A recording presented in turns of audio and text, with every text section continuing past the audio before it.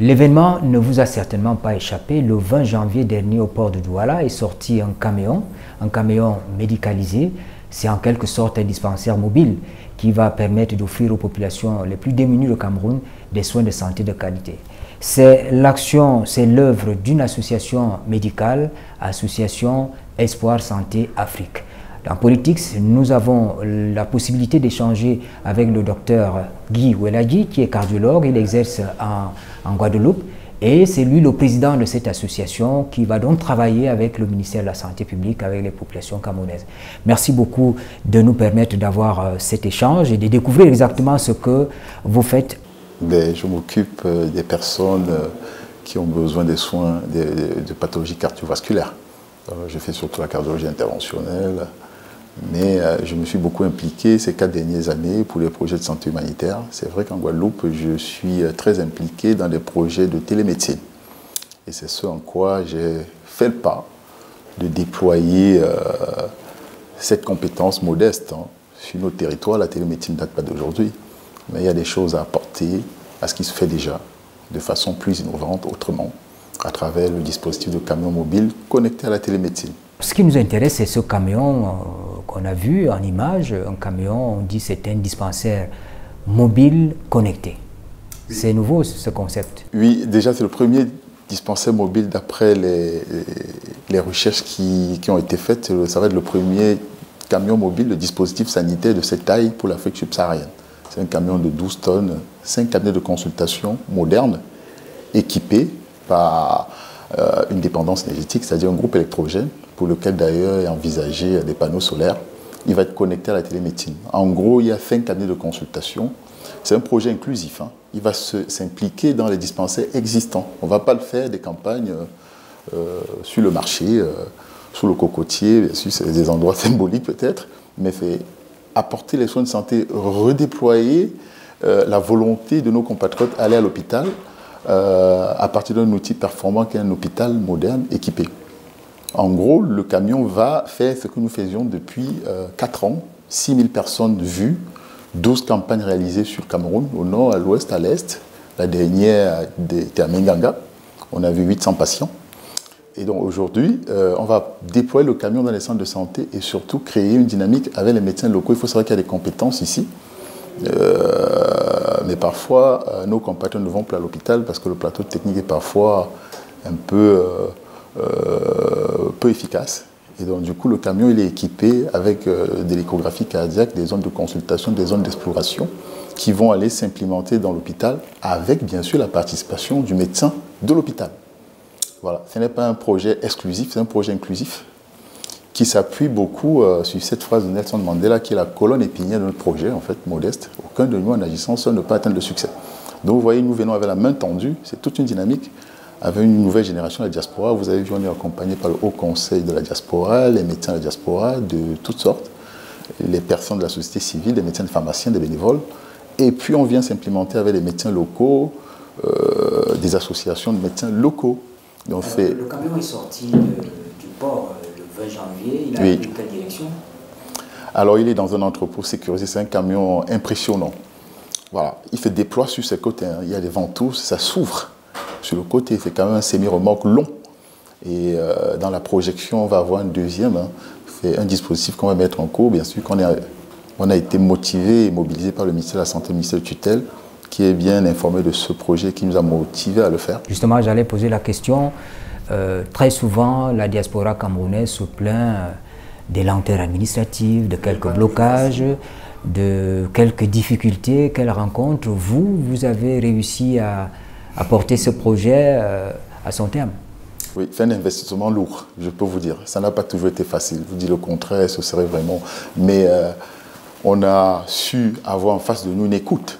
Et pour moi, c'est une grâce, en fait, d'avoir cette écoute des autorités, de certaines autorités qui nous ont facilité la vie. Et surtout d'être accompagnés. Parce que venir seul dans un projet, vous avez vu l'envergure du projet, on n'est pas allé seul. Aucun de nous, en agissant seul, ne peut atteindre. On s'est appuyé sur beaucoup de convergences de la diaspora.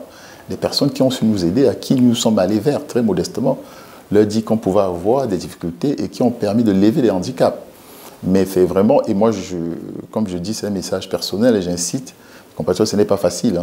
On sait très bien que ce n'est pas facile, mais on a des moments de découragement importants.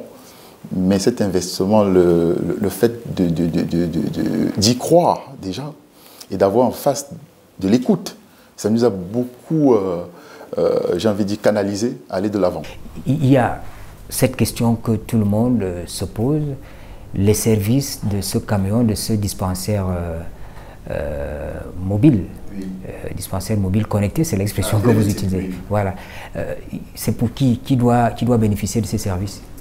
On a une organisation au Cameroun. L'association, elle est créée en 2018.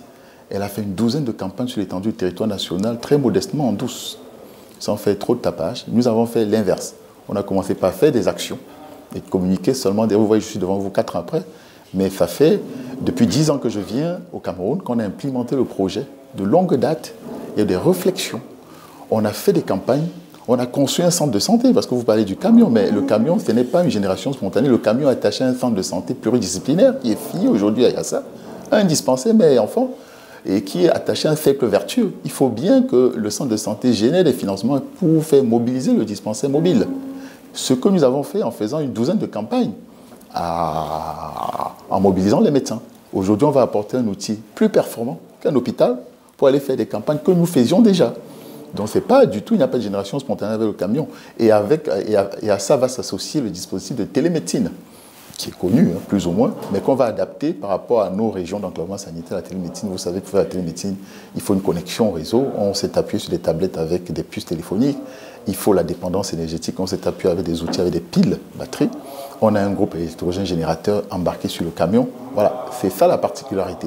Et on va pouvoir faire la télémédecine dans des centres de santé et relier en fait les médecins locaux aux médecins de la diaspora qui ont de l'expertise, il faut le croire, il faut savoir, par rapport à un avis, une prise en charge. Et ça permet de répondre à une vraie problématique qui fait que nos populations vont très peu à l'hôpital. Quand on voit l'état de nos hôpitaux, de certains de nos hôpitaux, je me corrige, les populations n'ont plus envie d'y aller. On a des médecins qui se tournent des pouces dans les hôpitaux, mais en fait, c'est de recréer le lien en fait, dynamique entre l'hôpital et des professionnels de santé.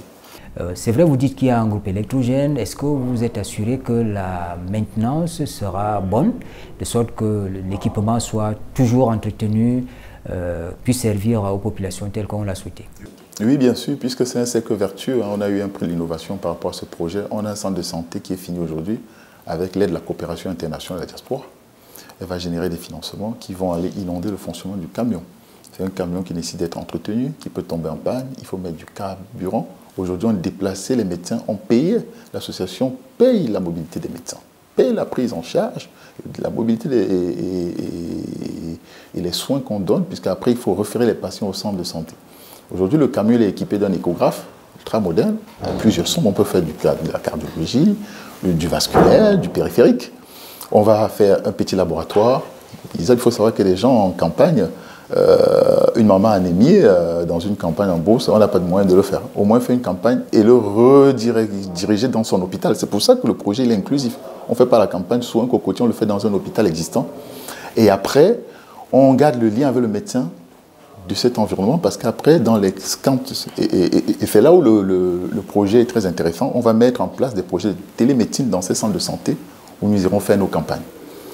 Et un partenaire dont je ne peux pas encore signer le nom aujourd'hui viendra mettre des panneaux solaires avec une orientation couverture vaccinale mère et enfant. Il faut savoir que la chaîne du froid n'est pas toujours assurée. Vous parlez de partenaires, cela m'amène à poser la question. Est-ce qu'en amont, vous avez bénéficié des appuis parce qu'un camion, un investissement comme celui-là, on imagine pas que vous soyez seul? C'est un investissement lourd, oui, avec des généreux donateurs. Avec l'appui du ministère des Finances, qui a bien sûr, que je salue, hein. On a des abattements pour ça et c'est pour ça que ça doit rejaillir sur les populations. On a eu ces abattements aussi bien sur le matériel médical pour équiper le centre de santé que sur l'acquisition du camion lui-même. C'est en ça que je dis qu'on a eu l'écoute de nos autorités.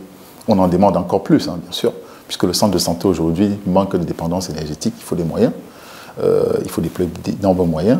On continue à croire qu'on va trouver ces moyens aussi bien à l'international qu'en interne. Ma présence aujourd'hui, c'est de communiquer sur ce camion que les Camerounais verront sur leur route, dans leur contrée. Aujourd'hui, on nous a vu aller dans des centres de santé sans faire de grandes campagnes médiatiques. Mais nous ne sommes pas là pour faire des campagnes médiatiques. On est surtout là pour faire des campagnes sanitaires et travailler avec nos confrères locaux, à travers d'autres associations de médecins locaux.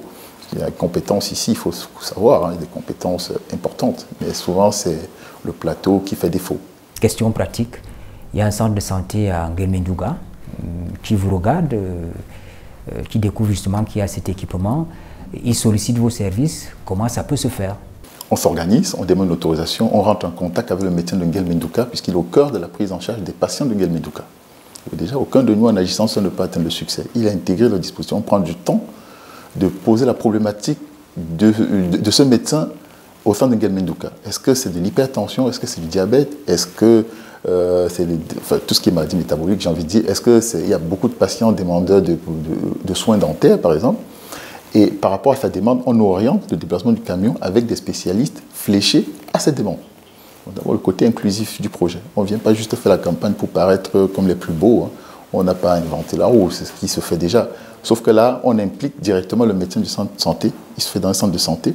Et nous apportons les médecins qui sont spécialisés dans la demande qu'on veut faire en Nguelmendouga. Ça s'organise sur 3, 4, 5 jours. Et après, si c'est bien organisé, puisqu'on vous a dit qu'il y a un partenaire qui vient avec des panneaux solaires, 6 panneaux solaires pour être plus précis, qui va par la suite, si nous avons pu valider la mise d'un dispositif de télémédecine, alimenter le centre dans la continuité. Moi, j'encourage les compatriotes de la diaspora. Aujourd'hui, on a des structures comme Medcam France, des médecins Cameroun, le Haut Conseil de la diaspora.